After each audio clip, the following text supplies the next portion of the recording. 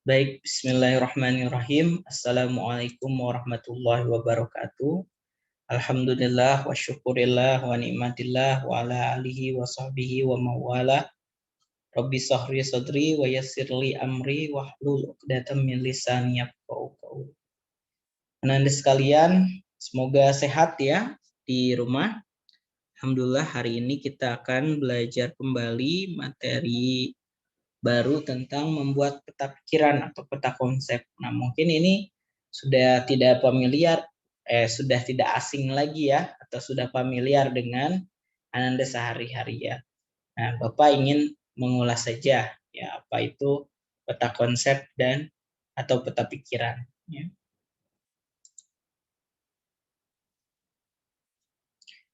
Nah, di sini jadi isi pada buku umumnya terdiri atas beberapa bab dan di dalam bab ada subbab ya. Nah, pada setiap subbab dirinci kembali menjadi beberapa bagian lagi. Nah, pembahasan ini di buku akan lebih mudah diajarkan atau dipahami apabila kita membuat peta konsep. Nah, lahirnya peta konsep ini untuk memudahkan karena kalau kita kan sudah baca kemudian kita rangkum, salah satunya cara merangkum yang efektif itu adalah dengan peta konsep tadi dikonsepkan. Oh, jadi kita tahu kalau ini misalkan antara oksigen dengan hidrogen hubungannya apa, atau antara misalkan kalau najis mugolado mutawashito apa hubungannya gitu kan. Oh, macam-macam najis, oh, adanya najis ini, ada najis ini, ada najis ini. Kemudian macam-macam buah, misalkan ada buah yang mirip sayur, ada buah yang buah, misalkan buah yang buah, dan sebagainya. Itu kan untuk mengklasifikasi kan peta konsep itu. Jadi ada cabang-cabangnya ya. Untuk lebih mempermudah kita memahami suatu materi ya. Baik, di sini. Membuat peta pikiran adalah salah satu cara untuk membantu otak kita memahami bagian-bagian dalam buku, terutama buku non-fiksi atau buku ilmiah. Jadi kan buku ilmiah biasanya panjang-panjang tuh kan ya. Nah, enak kalau Ananda bisa buat peta konsep. Jadi yang tadinya sulit, panjang, Ananda rangkum. Nah, dengan diagram alurnya. Misalkan dalam suatu buku ini membahas apa intinya, misalkan. Kemudian di buku ini membahas bagian-bagian apa, misalkan tentang buku sejarah pergerakan kemerdekaan Indonesia, misalkan dari lahirnya Budi Utomo, kemudian setelah itu lahirnya Serikat Dagang Islam, kemudian lahirnya PNI dan lain sebagainya. Kan di situ Ananda buat peta konsepnya. Oh, nanti di sebelah Budi Utomo itu ditulis Budi Utomo itu siapa yang mendirikannya, kemudian tahun berapa, anggotanya siapa aja, tokoh-tokoh pentingnya. Kan jadi lebih mudah ya kita memahami sebuah buku atau sebuah materi. Nah, kemudian dalam kegiatan membuat peta pikiran ini, pembaca diajak untuk menjadi pembaca aktif karena akan menuliskan kembali bagian-bagian yang sudah dibaca ya. Nah, dengan awalnya kan kita membaca, kemudian kita membaca aktif, kita coba bukan menghafal, memahami bacaan itu, kemudian kita tulis dengan bahasa sendiri lewat peta konsepnya itu tadi atau diagram alur ya. Sehingga jika kita diminta untuk menjelaskan kembali apa isi buku, misalkan ditanya nih Atalah tadi baca buku apa? Oh, Pak, saya baca buku tentang hukum-hukum misalkan hukum-hukum bepergian misalkan, atau ya safar misalkan, hukum-hukum safar atau hal-hal yang harus diperhatikan kalau kita safar. Adalah dapat menjelaskan, oh kalau safar harus ini dan ini. Jadi sehingga akan mudah kita ya Nah, banyak orang yang membaca sebuah buku, tapi ketika ditanya buku yang tadi kamu baca itu ceritanya apa, mereka tidak bisa menceritakan. Nah, di situ bahwa waktu yang diluangkan itu sia-sia, waktu yang digunakan untuk membaca bukunya sia-sia. Nah, dengan membaca efektif, salah satunya dengan bantuan peta konsep, kita jadi tahu. Misalkan kita membaca satu bab, tiap satu bab kita coba tulis, dibuat peta konsep. Bab pertama menjelaskan tentang apa saja, kemudian bab kedua menjelaskan tentang apa, bab tiga dan seterusnya sampai tamat. Nah, kemudian ketika Ananda lupa, Ananda baca peta konsep itu, dan kalau membaca peta konsep kan sedikit ya dibanding membaca buku itu kembali. Nah, jadi langkah cerdas menurut Bapak itu membuat peta konsep itu ya. Apabila ingin memahami sebuah materi, misalkan mau ulangan, Bapak sarankan sih dibuat peta konsep, misalkan materi-materinya agar lebih mudah memahaminya ya. Nah, kemudian sebelum merangkum sebuah buku atau suatu buku, ada beberapa hal yang harus diperhatikan untuk mempermudah prosesnya. Hal yang harus diperhatikan sebelum membuat peta pikiran atau merangkum alur isi buku, antara lain membaca buku hingga memahami utuh dan lengkap, oke. Menuliskan intisari atau intisari bacaan atau buku, ya. Ini dimulai nih proses peta konsep dari sini. Ya, menuliskan pokok-pokok menjadi rangkaian kalimat yang mudah dipahami. Langkah terakhir memeriksa ulang rangkumanmu. Ini biasanya baca kembali. Oke. Nah, salah satu hal yang diperlukan sebetulnya ada satu metode yang biasanya digunakan untuk membaca efektif, yaitu SQ3R atau Survey, Question, Read, Recite, Recall, and Review ya. Nah, ini 3 S key. S key, S key, 3 R. R-nya ada 3. Read, recite, atau recall, dan review. Ya. Nah, SQ3R itu terdiri dari survei. Yang pertama, dari katanya juga survei ya. Mensurvei, memeriksa. Misalkan ada petugas kebersihan mau survei rumah kita, kan memeriksa rumah kita ya. Meneliti, mengidentifikasi sebuah teks atau sebuah buku bacaan. Kemudian habis itu kita ajukan pertanyaan. Apa? Biasanya yang 5W1H itu. Nah, 5W1H itu bukan hanya di berita ya, tapi juga di hampir semua hal yang kita baca ya. Pasti kita mengajukan 5W1H. Apa sih buku ini? Gitu kan. Apa yang dibahas buku ini? What, kemudian when, misalkan kapan sih, misalkan kalau tentang sejarah ya, kapan buku ini apa sih kejadian yang kapan kejadian yang diceritakan buku ini, misalkan bila tentang cerita atau sejarah. Tapi kalau buku ilmiah biasanya kata when ini tidak digunakan ya. Kemudian where, di mana. Nah, di mana juga biasanya di sebuah cerita ya. Kemudian why. Nah, misalkan apa yang dibahas, kenapa bisa terjadi seperti itu kan? Why, kemudian how, bagaimana caranya? Misalkan membaca buku tentang masak, bagaimana memasak opor, bagaimana memasak cream soup, bagaimana memasak misalkan chicken curry dan lain sebagainya. Nah, itu kan ada how, kemudian dan lain sebagainya ya. 5W1H itu selalu digunakan untuk kita mengidentifikasi informasi dasar dari sebuah buku atau sebuah bacaan ya. Nah, kemudian di sini ada read ya, membaca secara efektif. Kemudian recite, recall, menjawab dan menghafal.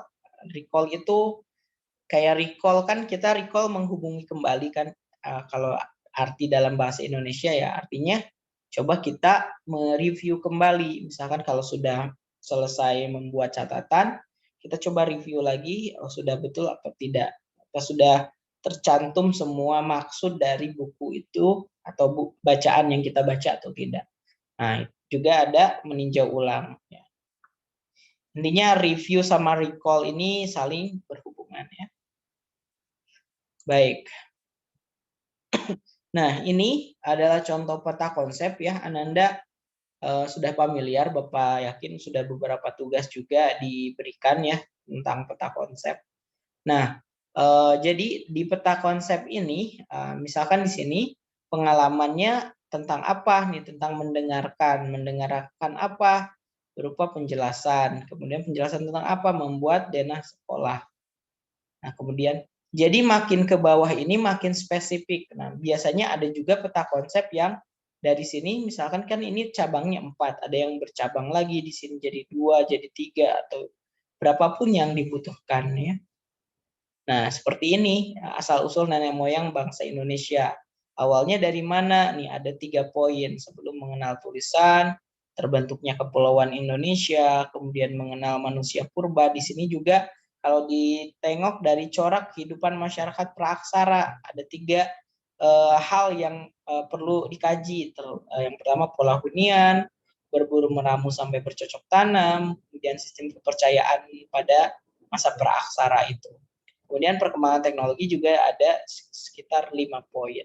Nah, jadi dengan melakukan peta konsep kita terarah dan misalkan juga ketika kita mau berpidato kan, berpidato tuh biasanya poin-poin ya, poin-poin penting. Nah, bisa juga poin-poin penting di pidato itu dibuat dengan peta konsep. Misalkan pidato di acara kajian remaja misalkan, atau bukan pidato ya, ceramah di acara kajian remaja misalkan misalkan nih Ramirez, Masya Allah ke depan misalkan jadi Ustadz, diminta Ustadz Ramirez tolong isi dong ini apa kajian remaja misalkan di PKBM Anas. Oh baik, tentang apa? Misalkan tentang berpuasa. Oh Ramirez ini apa?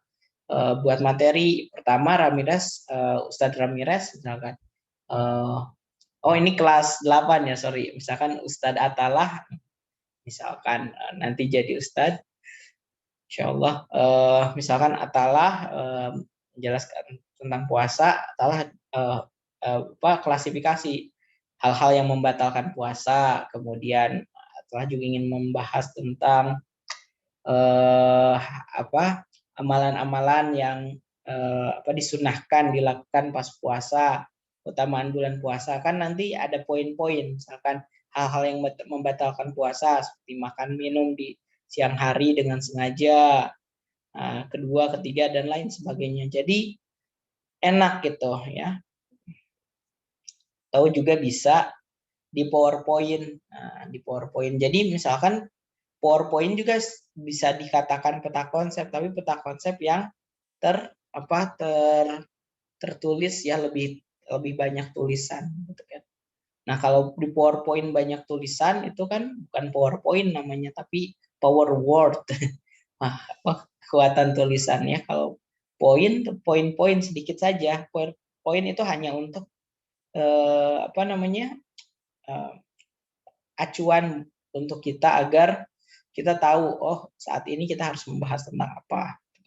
Jadi kekuatan dari sebuah presentasi itu bukan dari tulisannya, tapi dari orangnya semahir apa dia bisa membawakan materi tersebut. Ya, seperti itu. Nah, mungkin yang dikatakan peta konsep adalah konsep-konsep seperti ini ya. Biasanya ada tabel atau ada textbook seperti ini ya. Baik. Nah, di sini juga ini contoh lain dari peta konsep ya.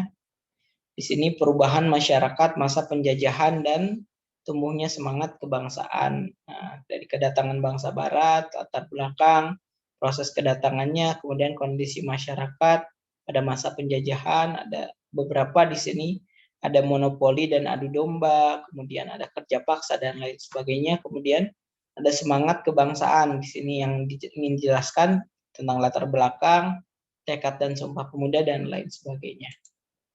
Ya, ini juga peta konsep tentang berbicara ya, bagaimana berbicara, hakikatnya kemudian berbicara secara formal tentang faktor kebahasaan, faktor non kebahasaan dan lain sebagainya. Ya, dibuat seperti itu. Ya, baik, sebelum diakhiri Jika ada pertanyaan bisa ditanyakan ke Bapak atau Bu Grapita bagi yang banat. Insya Allah ya ini bisa dipahami dan untuk kali ini tidak ada tugas karena minggu lalu sudah tugas, mungkin minggu depan kita coba buat tugas. Tapi Bapak berikan tugas mandiri, artinya tidak dikumpulkan, tapi Ananda boleh coba buat peta konsep lagi yang lebih apa? Lebih bagus. Maksudnya lebih bagus misalkan gini ya. Kalau kita buat suatu peta konsep, usahakan serapih mungkin, seinformatif mungkin dan sepadat mungkin gitu kan. Bukan singkat ya, tapi padat. Nah, kan kalau singkat itu memang sengaja disingkat, tapi kalau padat memang padat gitu kan, singkat tapi isinya bagus. Nah, jadi kalau kita membuat catatan, buat catatan serapi mungkin, sebagus mungkin. Tujuannya apa? Agar bisa kita baca lagi. Kan nggak lucu ya, tidak lucu jika kita menuliskan sebuah catatan peta konsep, kita buru-buru, misalkan pas kita baca kembali, oh tidak terbaca, oh, kan alangkah meruginya.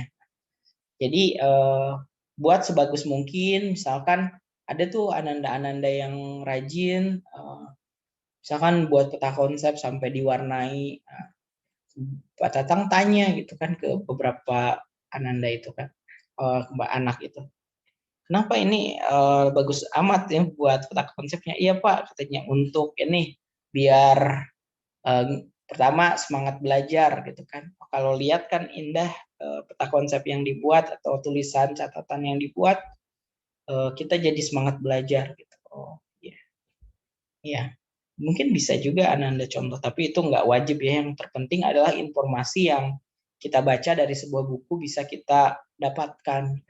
Itu yang terpenting. Bapak ingatkan sekali lagi bahwa dua hal ya yang akan merubah kita di masa depan, itu dengan siapa kita bergaul. Jika ingin menjadi sesuatu, misalkan menjadi seorang insinyur, coba kenalan dengan saudara-saudara atau teman, misalkan teman ayah, teman ibu yang seorang insinyur, coba tanya harus masuk kemana kuliahnya, harus baca-baca buku tentang apa, harus mahir bidang apa untuk mempersiapkannya. Kemudian baca buku-buku tentang insinyur kan, kalau mau jadi insinyur dan kalau mau jadi apapun juga baca buku seperti itu ya. Ya, itu saja mungkin Ananda dari Bapak untuk peta konsep ini. Silahkan coba buat peta konsep secara mandiri, tidak usah dikumpulkan, buat sendiri saja. Kemudian kita tutup untuk pertemuan kali ini dengan doa kafaratul majelis. Subhanakallahumma wa bihamdika asyhadu an la ilaha illa anta astaghfiruka wa atubu ilaik. Tetap semangat Ananda sekalian di rumah. Dan wabillahi taufiq wal hidayah. Wassalamualaikum warahmatullahi wabarakatuh.